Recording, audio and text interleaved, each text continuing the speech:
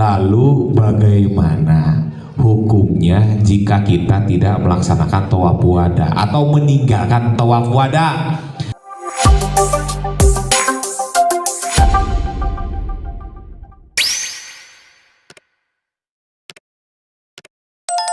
Yang pertama, jika kita meninggalkan tawaf wada itu karena lupa atau tidak tahu, artinya tidak tahu jadwal. Tidak tahu jadwal kepulangan. Tahu-tahu kita diberitahu oleh petugas bahwa nanti siang kita akan pergi meninggalkan kota Mekah. Urang teh gak ngeh, sehingga kita tidak punya kesempatan jika tidak tahu atau lupa sama sekali.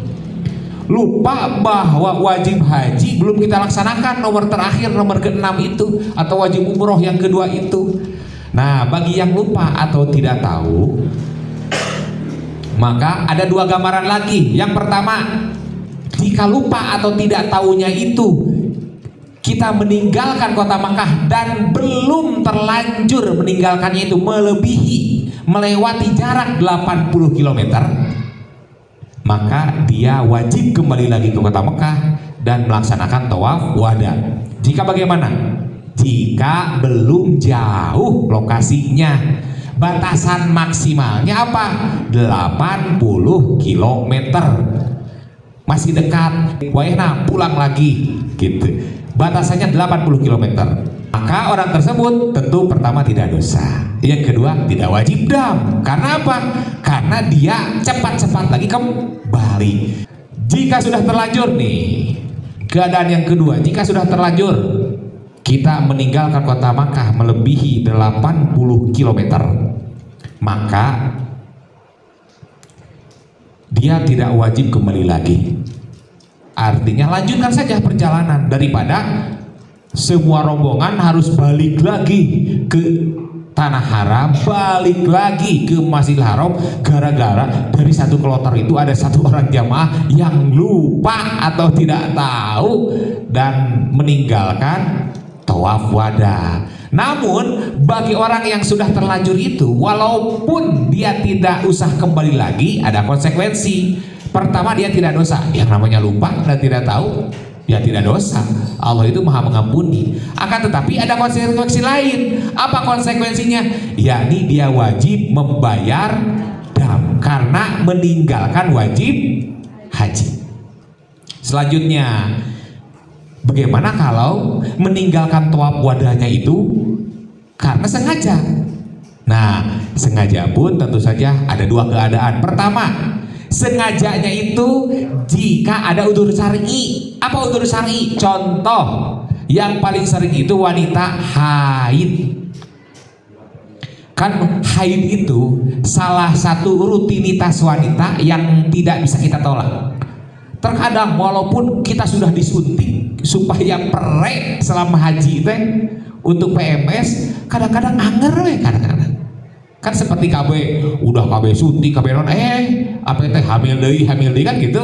Karena Allah nakdirkeun lain kan. Nah, begitupun banyak jamaah haji walaupun sudah disuntik supaya tidak keluar haid selama melaksanakan ibadah haji, masih banyak juga pas sebelum kepulangan akhirnya dia haid. Berarti ada udzur syar'i karena tidak mungkin melaksanakan tawaf wada. Karena tawaf wada itu pertama harus masuk ke dalam Masjidil Haram. Yang kedua, tawafnya itu harus suci dari hadas dan najis. Gitu. Berarti untuk haid, nifas termasuk ke dalam udzur syar'i untuk melaksanakan tawaf wada. Kemudian gambaran apa lagi? Gambaran orang lansia yang sudah tidak sanggup lagi. Cep abdi mah abah mah tos teu sanggup deui gitu. Wios bah gua abdi dituntun kana roda. Tos teu sanggup deui. Tos capek itu padedat misalkan. Maka boleh udzur syar'i nih, udzur syar'i ya.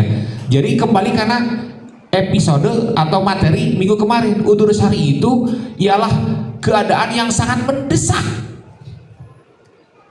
Karena analoginya, jika contoh kita tidak makan daging babi pada saat itu, maka kita akan meninggal karena kelaparan.